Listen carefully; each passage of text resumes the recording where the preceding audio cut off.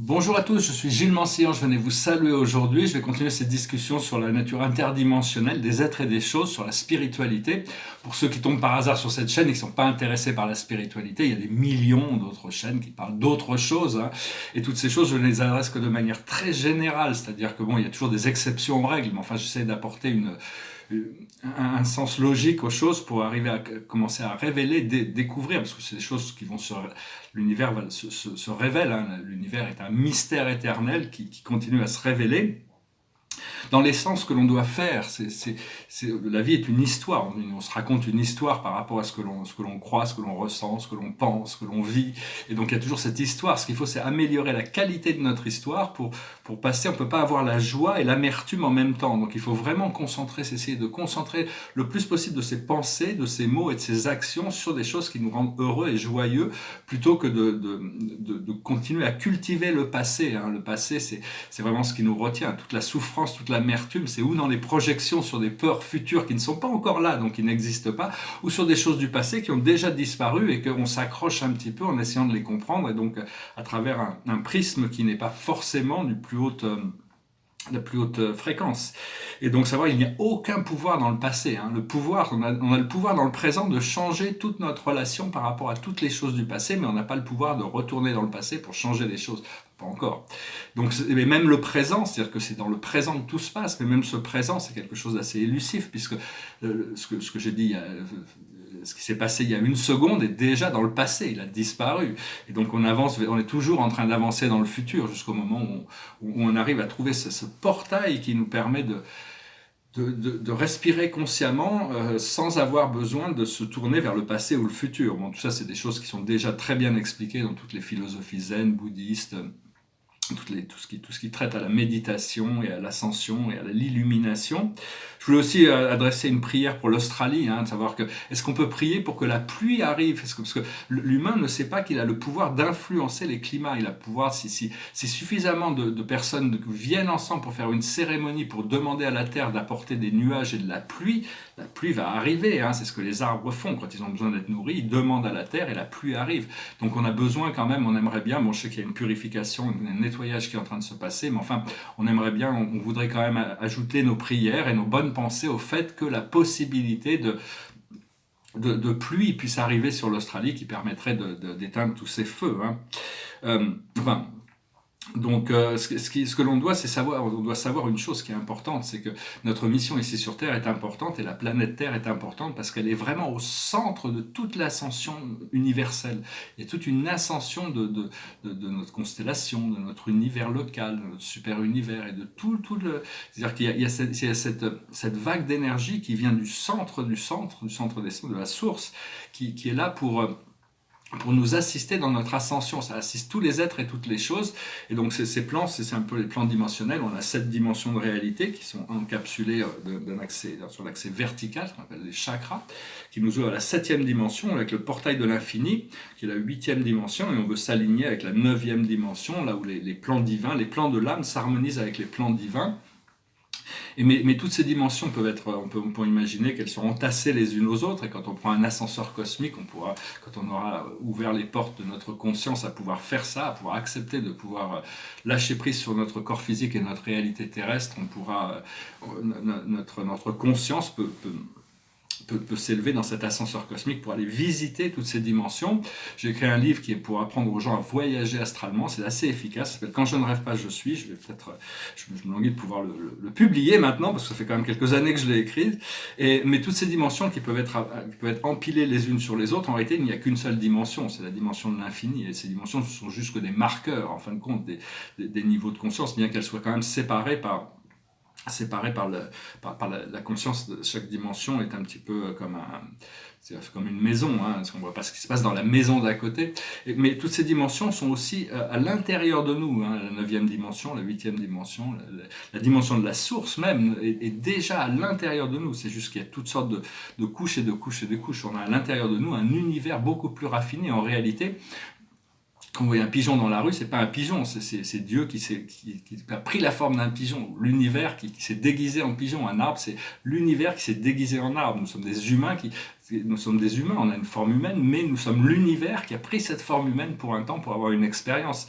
Et donc c'est arriver à reconnecter avec cette unité, et savoir on doit se connecter avec les plans subtils, hein, mais c'est pas facile parce que bon, on n'a pas l'habitude de ces choses subtiles, ces choses gracieuses, légères, qui sont très très fines, et des fois on passe à côté de choses, mais enfin on est en train de travailler. Et parce que des fois on doit faire des petits changements à l'intérieur de nous. Ces petits changements à l'intérieur de nous changent tout. C'est-à-dire, imaginez, je crois que c'était Bachar des Yael qui expliquait ça. Prenez un cube ou un dé, un cube bleu, il est tout bleu, les 6 faces sont bleues. Et à côté, prenez un cube avec les 5 faces bleues et une face rouge. Est-ce que c'est le même cube avec une face différente ou est-ce que c'est un cube différent? Si on y réfléchit, on s'aperçoit que c'est un cube différent. Il n'a rien à voir, le cube tout bleu n'a rien à voir avec le cube où il y a une face rouge. Donc c'est vraiment ce changement qui affecte tous les autres changements et qui réaligne toutes nos énergies. C'est bien de pouvoir travailler sur notre chakra, notre deuxième chakra, le chakra de l'abdomen, hein, parce que c'est là où on ressent les choses, c'est là où on connecte, à travers, pour être centré sur disons, le nombril, hein, disons, sans être nombrilistique, c'est ouvrir ce centre d'énergie pour pouvoir communiquer et ressentir les sensations que l'on peut avoir quand notre conscience est bien concentrée et bien présente dans ce deuxième chakra. Et bien que bon, après ça on peut monter dans le système plexus solaire et dans le cœur, c'est beaucoup plus expansif, mais enfin bon, il ne faut pas oublier qu'on est connecté au monde terrestre, donc ce deuxième chakra est essentiel, cette deuxième dimension, et en essence, on a un champ électromagnétique qui circule tout le temps, hein, à travers nos chakras, qui monte au-dessus de la tête et qui revient comme un torus. Et c'est ce qu'on appelle l'aura, hein.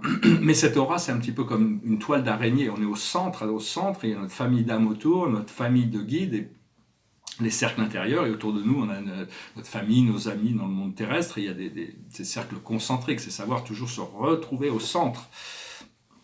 Pouvoir passer aussi, une fois qu'on a clarifié certaines choses à l'intérieur de nous, on peut passer du microcosme au macrocosme. Le microcosme, c'est l'univers intérieur, et le macrocosme, c'est l'univers extérieur.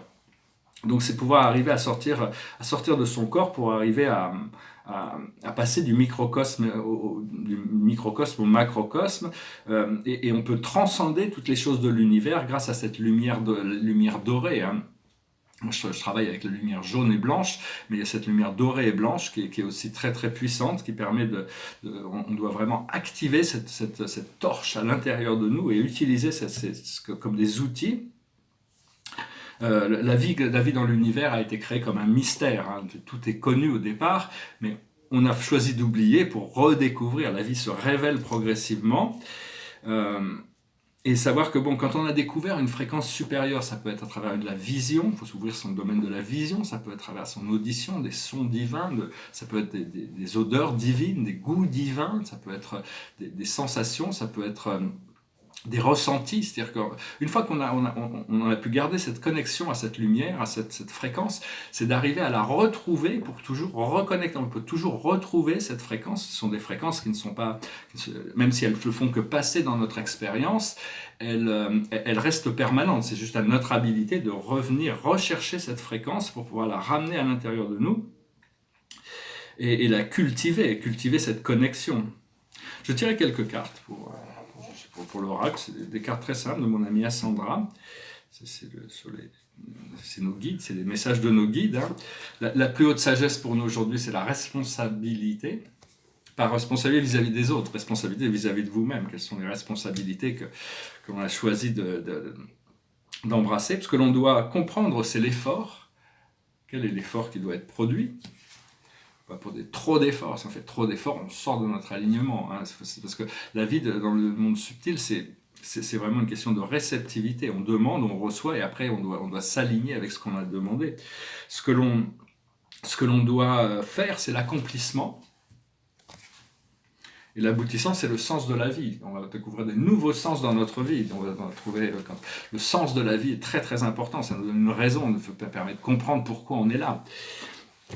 Et Parce que bon, vivre sur Terre, on a l'impression, parce qu'on a vécu quand même des moments assez, toute cette période de transition assez difficile, donc on se dit la vie sur Terre est difficile, alors qu'il faut arriver à se conditionner pour comprendre que la vie sur Terre, c'est à propos du bonheur, la joie, l'amusement. La nuit dernière, ce matin, là, j'étais dans un rêve tellement agréable, je voulais pas en sortir, j'avais du mal à me lever. Et puis finalement, l'esprit m'a dit comme commandement, hein, amuse-toi. Faut jouer, faut jouer, faut s'amuser dans la vie. On est là pour ça, hein, ça a été créé pour ça. Même si on a été distrait de ça pendant un moment, parce que ça nous construit notre caractère. Hein, parce que tout le monde apprend à travers l'expérience de la vie. Quoi que l'on fasse, quelles que soient les erreurs ou les succès ou les alignements, la perfection, l'imperfection, tout ça fait partie de notre évolution, Bon, il y a des gens qui voient que tout est parfait, très bien. Enfin, pour moi, il n'y a que Dieu qui peut voir que tout est parfait à l'infini. Hein. C'est que si vous voyez que tout est parfait à l'infini et qu'il n'y a rien d'imparfait dans l'univers, c'est que vous êtes au niveau de l'absolu. Hein. Il n'y a que l'absolu qui peut comprendre, qui peut voir tous les tenants et tous les aboutissants de toutes les situations et où elles vont mener pour arriver à l'illumination. Donc il ne faut pas prendre les choses trop au sérieux, il faut essayer de s'amuser, de jouer, parce que toutes les guerres, tous les problèmes, c'est parce que les gens se prennent trop au sérieux. Ils ont besoin de la fierté, de pouvoir être plus fort, ou de dominer les autres, c'est toujours des trucs d'ego. Hein, donc il faut arriver à dépasser ce niveau de l'ego pour accepter le fait qu'on veut vivre en paix, hein, de toute manière, même si bon, c'est pas besoin de dominer personne, on a besoin de se dominer soi-même, hein, dominer ses énergies. Il y a cette vague de lumière qui vient des plans intérieurs, hein, il faut la laisser travailler, il faut la laisser émerger, et elle va nous permettre de reconnaître notre propre lumière intérieure. Hein, et donc c'est très important de continuer à cultiver cette reconnaissance, il faut honorer notre lumière intérieure, notre âme qui est la divinité à l'intérieur de nous. Et donc on se prépare. Mais pourquoi on se prépare ? On se prépare pourquoi ? On ne sait pas vraiment pourquoi on se prépare, mais si on sait en réalité, si on recherche un peu, on sait pourquoi on se prépare. On se prépare pour recevoir les choses que l'on a demandées. Donc c'est tout, c'est juste une question d'être en alignement. On demande, l'univers donne l'énergie de ce que l'on a demandé immédiatement. Hein, et après c'est à nous d'être dans l'état de non-résistance pour pouvoir le recevoir gracieusement. Et donc voilà, j'espère que ce message aura été intéressant pour vous. Je vais chanter une chanson, je tire une dernière carte après. Je vais vous saluer. L'esprit me dit que c'est bien de continuer à faire ces messages. C'est important de continuer à ancrer ces idées, hein, même si, bon, c'est pas répétitif. Mais enfin, j'essaie toujours, donc ça fait plusieurs années que je fais des vidéos tous les jours. J'essaie d'aborder les choses depuis des angles différents, apporter des idées différentes. On ne peut pas épuiser la source, quoi. La source ne sera jamais épuisée. Il y aura toujours des nouvelles choses à découvrir. On ne pourra jamais arriver à la fin de notre programme d'évolution, mais on doit arriver à des paliers qui nous permettent de trouver le contentement et la joie sereine. Derrière moi, c'est un tableau, je ne suis pas sûr qu'il soit complètement fini, mais peut-être, hein, je l'ai mis dans un petit cadre de présentation, c'est sur le Père Soleil et la Mère Terre. C'est un tableau assez simple. Et ici, c'est un autre portrait un peu plus complexe, sur toile. C'est un portrait du système solaire qui est très récent, je l'ai fait cette année, avec une centaine de planètes. Hein, il est assez dynamique, j'aime bien, c'est des concepts artistiques qui n'ont jamais été exprimés ou exposés ou montrés par aucun artiste. Ce qui ça se rapproche le plus, c'est peut-être les aborigènes, hein, ou les tableaux de sable tibétain. Enfin, ma peinture se rapproche beaucoup plus des fois de l'art primitif, parce que l'art primitif est cérémonial, c'est des choses qui sont faites pour glorifier la divinité plutôt que... Donc voilà, hein, je vais chanter cette chanson, c'est une chanson sur les voyages, c'est pas la tête, donc it goes like this. All my bags are packed, I'm ready to go. I'm standing here outside your door. I hate to wake you up to say goodbye. But the dawn is breaking, it's early morning, the taxi's waiting, he's blowing his horn. I'm already so lonesome I could cry. So kiss me and smile for me, tell me that you'll wait for me. Hold me like you never let me go. 'Cause I'm leaving on a jet plane, I don't know when I'll be back again. Oh babe, I hate to go. There's so many times I've let you down, so many times I've played around. I tell you now they don't mean a thing. Every place I go, I'll think of you. Every song I sing, I'll sing for you. When I'll come back, I'll bring your wedding ring. So kiss me and smile for me. Tell me that you'll wait for me. Hold me like you never let me go.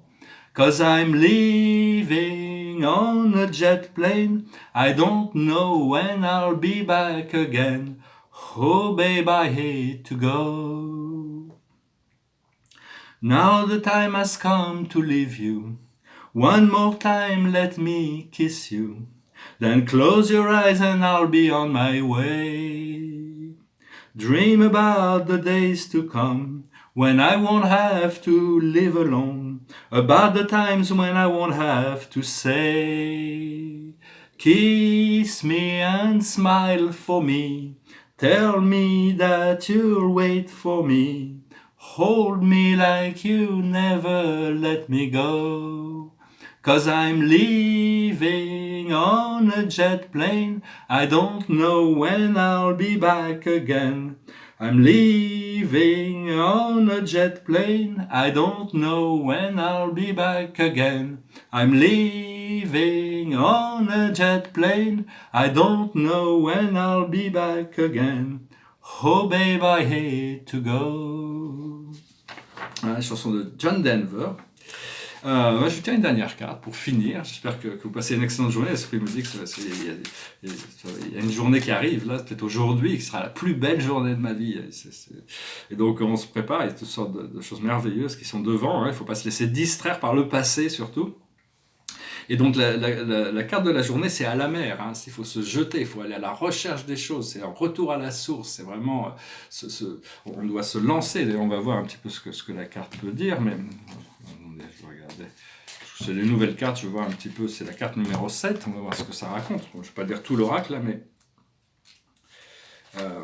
enfin, je pense que c'est vraiment une question de se lancer, retourner, naviguer pour revenir à soi-même, revenir à la source, être dans le courant, retourner à la source, reconnaître comment les pièces s'emboîtent. Un modèle naturel d'événement. Donc voilà, c'est sur le lâcher-prise et rentrer dans cet état de grâce où toutes les choses vont s'harmoniser naturellement.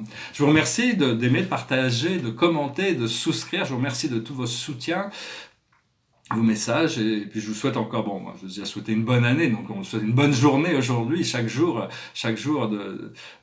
est tout nouveau en fin de compte. Et il y a toujours on suit ce programme jusqu'à notre point de liberté. C'est ce que l'on recherche, c'est la liberté d'aimer, la liberté de créer, la liberté de vivre la vie que l'on choisit. Donc c'est important de rester bien clair sur ce que l'on veut et se préparer pour le recevoir. Voilà, je vous salue et je vous dis à bientôt. Namasté.